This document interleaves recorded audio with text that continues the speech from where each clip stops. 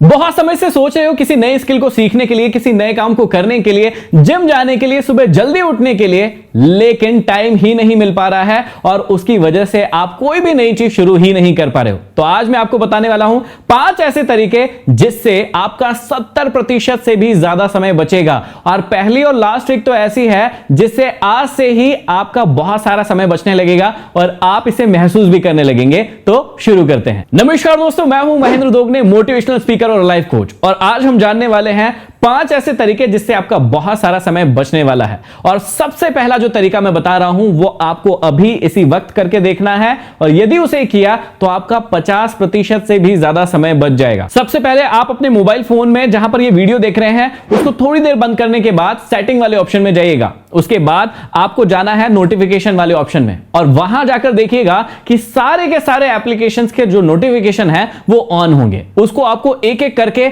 सबको, कुछ भी हो जाए, अभी किसी को भी ऑन नहीं रखना है, मैं बताऊंगा, सबको एक बार आप ऑफ कर दीजिए। क्या आप ऑफ करके आ गए? तो अब ध्यान से सुनिएगा। आपका 50% से भी ज्यादा जो दिन का समय है आजकल आपके मोबाइल फोन का नोटिफिकेशन खराब कर देते हैं। अब नोटिफिकेशन काम का हो चाहे ना हो, आपको वो नोटिफिकेशन अपनी मर्जी से आते रहते हैं। आप चाहते भी नहीं है कि वो नोटिफिकेशन आए। आपके मोबाइल का कोई लाइट जलता है, कोई आवाज आती है और आपका पूरा का पूरा ध्यान जो है उस नोटिफिकेशन पर चला जाता है। और जैसे ही जाता है आप देखते हैं, यदि काम का होगा तो आप फोन उठा लेते हैं, नहीं भी काम का होता है तो भी आप फोन उठा लेते हैं और फिर पड़ जाते हैं किसी ना किसी वीडियो को देखने के चक्कर में, किसी ना किसी चीज को देखने के चक्कर में, और आपका बहुत सारा समय इसी में निकल जाता है, आपको पता भी नहीं चलता है। तो जिन लोगों ने अभी तक भी नोटिफिकेशंस को ऑफ नहीं किया है उन्हें क्यों बंद करना है पहले ये समझ लीजिए।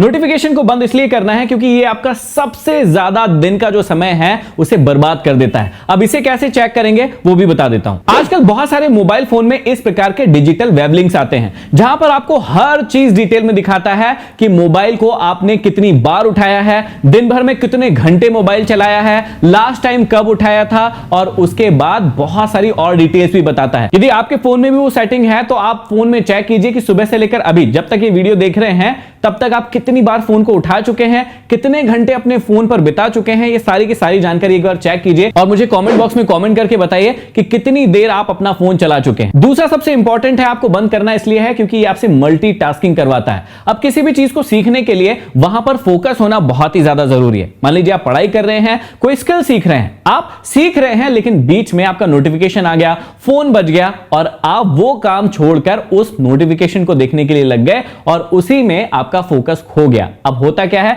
कई बार आपने भी नोटिस किया होगा कि आप पढ़ाई कर रहे हैं और आपका नोटिफिकेशन बजा और उसके बाद जब आप वापस से पढ़ाई करने के लिए आए तो आप भूल जाते हैं कि आप कहां से पढ़ रहे हैं। क्या आपके साथ ऐसा होता है? मुझे कमेंट बॉक्स में कमेंट करके जरूर बताइएगा, क्योंकि लगभग बहुत सारे लोगों के साथ यही प्रॉब्लम होती है। अब होता यह है कि जितना सीखा था वो लगभग गायब हो जाता है और फिर से स्टार्टिंग से पढ़ना पड़ता है और इसमें बहुत सारा समय आपका बर्बाद हो रहा है। अब नोटिफिकेशन बंद करने से फायदा क्या होगा? सबसे बड़ा फायदा यह होगा कि यदि आपने सारे एप्लीकेशंस के नोटिफिकेशन बंद कर दिए हैं तो आपको कोई भी नोटिफिकेशन नहीं मिलेगा। इसका क्या मतलब हुआ? जब आपको किसी एप्लीकेशन को चेक करना है तभी आप चेक करेंगे, बाकी समय आपका जो फोकस है वो आपके काम पर होगा, तो आपका समय भी बर्बाद नहीं होगा और जो चीज आप सीख रहे हो उसमें 100% आप अपना देंगे ताकि वो चीज आपको एक बार में ही आ जाएगी। दूसरा फायदा यह है कि यदि आपका फोकस एक जगह पर पूरा है तो आप मल्टीटास्किंग नहीं करेंगे।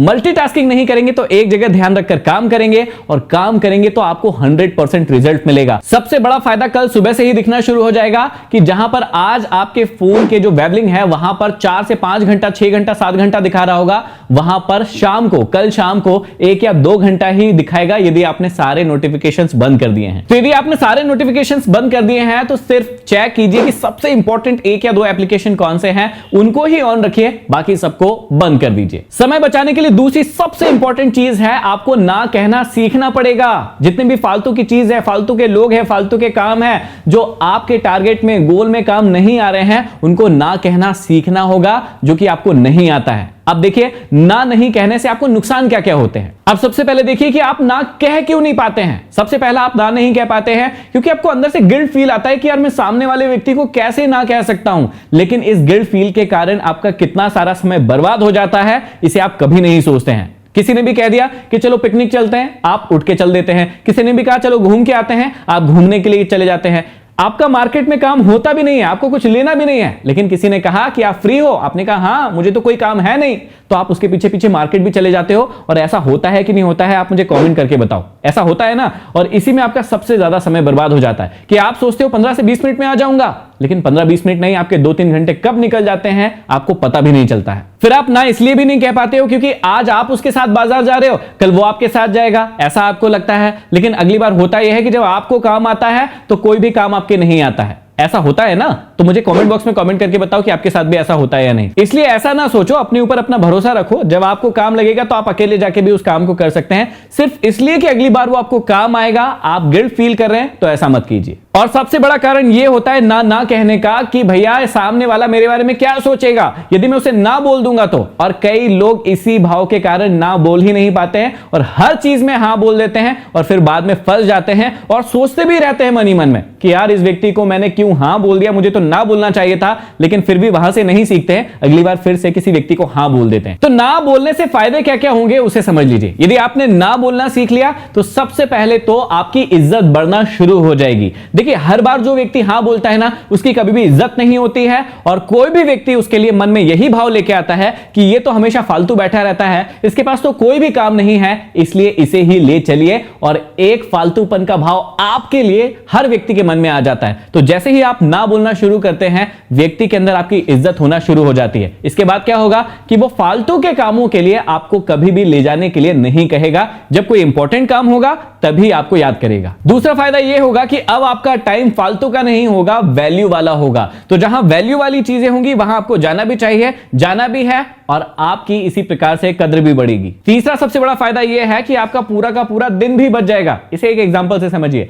शायद आपके साथ भी ऐसा कभी ना कभी जरूर हुआ होगा कि एक बार एक लड़का था जो दूसरे लड़के को बड़ा फालतू समझता था कि यार इसके पास बहुत टाइम है, उसने कहा उससे कि तू मेरे साथ चल दे। अब उस व्यक्ति ने सोचा भी नहीं कि मुझे जाना चाहिए या नहीं जाना चाहिए, वो उसके साथ उठ के चला गया। उस लड़के ने कोई गलत काम करने के लिए उस लड़के को लेके गया था, जो कि उस व्यक्ति को पता भी नहीं था कि ऐसा भी कर सकता है। उसने किसी लड़की को वहां पर छेड़ा। अब छेड़कर वो तो भाग गया, उस लड़के को पता भी नहीं था कि ऐसा करने वाला है। तो जो समय जिसके पास ज्यादा था, फालतू था, वो उसके साथ चला गया। तो पिटाई किसकी हुई? जिसे कुछ पता भी नहीं था, जो उसके साथ सिर्फ गया था, उस व्यक्ति की खूब पिटाई हुई और समाज में थू-थू हुई। तो यदि आप ना बोलना सीख जाते हैं तो आपका बहुत सारा समय भी बचता है और इस प्रकार की घटनाएं भी आपकी लाइफ में होने से बचती है। इसलिए आप ना कहना सीखिए। तीसरा और जो सबसे इंपॉर्टेंट तरीका है, जो आपको कल से ही सुबह शुरू कर देना है, और वो ये है कि आपको सुबह टाइम पर उठना है और रात को टाइम पर सोना है। इससे क्या होता है, जरा ऐसे देखिए। यदि कोई व्यक्ति 5 बजे उठता है और शाम को 6 बजे तक काम करता है, लेकिन वहीं पर कोई दूसरा व्यक्ति है जो 8 बजे उठता है और शाम को 6 बजे तक काम करता है, तो 5 बजे जो उठ रहा है उसके पास 3 घंटे ज्यादा होते हैं 8 बजे उठने वाले के अपेक्षा में। तो अब यहां पर क्या हो गया कि जो पहला वाला व्यक्ति है उसके पास दिन में हर दिन 3 घंटे ज्यादा होंगे और उस 3 घंटे में वो जो भी काम नहीं कर सकता था अभी तक, वो काम कर सकता है। तो यदि आप भी ऐसे ही हैं कि आपको टाइम की कमी हो रही है, आपको लग रहा है मेरे पास तो टाइम है ही नहीं, तो आप ध्यान दीजिए कि आप सोते कब हैं और आप उठते कब हैं। यदि आपने सिर्फ उस टाइम को भी चेंज कर लिया तो भी आपके पास दिन में बहुत सारा समय बच सकता है बहुत सारी नई स्किल्स को सीखने के लिए। सबसे इंपॉर्टेंट जो चौथा है वो है मल्टीटास्किंग। आपको करना बंद करना है, क्योंकि आजकल के यूथ ऐसे ही कर रहे हैं। और एक बात याद रखिएगा, यदि आपको लाइफ में कुछ भी सीखना है तो हमारा जो बॉडी है, वो जो शरीर है, वो मल्टीटास्किंग करने के लिए नहीं बना है। वो जब भी सीखने के लिए बैठता है तो उसे पूरा फोकस चाहिए और तभी वो किसी नए स्किल्स को, नए टास्क को सीख पाएगा। एक स्टडी में यह पाया गया है कि जब कोई व्यक्ति कार चलाते चलाते मोबाइल फोन चलाता है, मतलब वो मल्टीटास्क करता है कि कार भी चला रहा है और मोबाइल फोन पर बात भी कर रहा है, वो एक शराबी से भी ज्यादा खतरनाक व्यक्ति है। यह सर्वे के अंदर पाया गया है, क्योंकि वो मल्टीटास्क कर रहा है, शराब नहीं पी है लेकिन फोन पर बात कर रहा है और उसका ध्यान 2 जगह है। कभी भी आपने एक बात नोटिस की होगी कि जब भी आप फोन पर किसी से बात कर रहे होते हैं और सेम टाइम पर कोई दूसरा व्यक्ति जो आपके पास बैठा है वो आपको कुछ कह रहा होता है, तो शायद आपको कम समझ में आता है। कई बार आपने भी ये नोटिस जरूर किया होगा। क्यों कम समझ में आता है? क्योंकि आपका पूरा ध्यान उधर है, ये व्यक्ति क्या कह रहा है आपको थोड़ा थोड़ा समझ में आ रहा है। तो ऐसा ही होता है जब आप कोई चीज नहीं सीखते हैं, और इसी से भी टाइम भी बहुत ज्यादा खर्च हो जाता है। यह बात समझिए। जितने भी लोग अपनी पढ़ाई पर, अपने काम पर फोकस नहीं कर पाते हैं, उनका एक बहुत बड़ा कारण यह है कि वो मल्टीटास्किंग करते होंगे। अब आप नोटिस कीजिएगा अपनी लाइफ में, क्या आप भी फोकस नहीं कर पाते हैं? तो आप ध्यान दीजिएगा, जब भी कोई काम कर रहे तो उसके साथ क्या 2-3 और काम कर रहे हैं क्या? जैसे मान लीजिए पढ़ने के लिए बैठे तो चाय भी पी रहे हैं, या पढ़ते पढ़ते खाना भी खा रहे हैं, हेडफोन लगा लिए गाने भी सुन रहे हैं, मोबाइल के नोटिफिकेशन भी देख रहे हैं। इसे ही कहते हैं मल्टीटास्किंग करना। यदि आप ऐसा कर रहे हैं तो आज से ही बंद कर दीजिए, क्योंकि ये बहुत ही खतरनाक है उन लोगों के लिए जो सफल बनना चाहते हैं और कुछ नए स्किल्स को सीखना चाहते हैं। और पांचवा और सबसे महत्वपूर्ण और मेरा सबसे फेवरेट है 20-80 फॉर्मूला। अब देखिए लाइफ में क्या होता है कि जो 20% काम होते हैं वो आपको 80% रिजल्ट देते हैं। ये मैं पहले भी कई बार बता चुका हूं। और जो 80% काम होते हैं वो सिर्फ आपको 20% रिजल्ट ही देते हैं। इसका मतलब आपको दिन के जो पहला प्रहर होता है, मतलब सुबह उठने के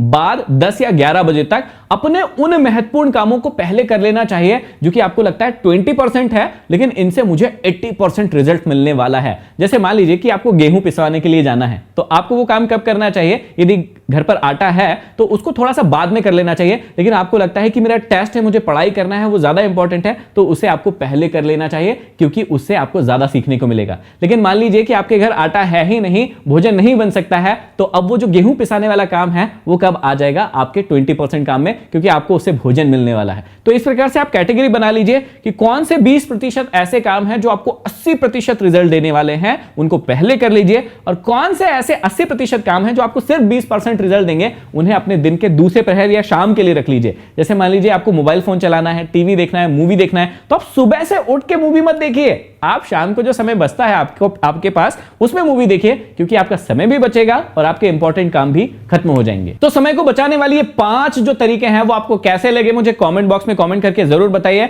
और इनमें से कौन से तरीके का आप इस्तेमाल कर रहे थे या करेंगे वो भी मुझे जरूर बताइएगा। एक चीज जीवन में हमेशा याद रखिएगा, इन तरीकों का इस्तेमाल करना है तो कंसिस्टेंसी का जो फॉर्मूला होता है, मतलब हर बार लगातार लगातार लगातार करना है। 1 2 दिन 3 दिन करके यदि आप छोड़ देंगे तो कभी भी सफल नहीं हो पाएंगे, इसलिए कंसिस्टेंसी जरूर अपनाइएगा। अगले वीडियो में फिर मिलेंगे किसी नए टॉपिक के साथ, तब तक के लिए धन्यवाद।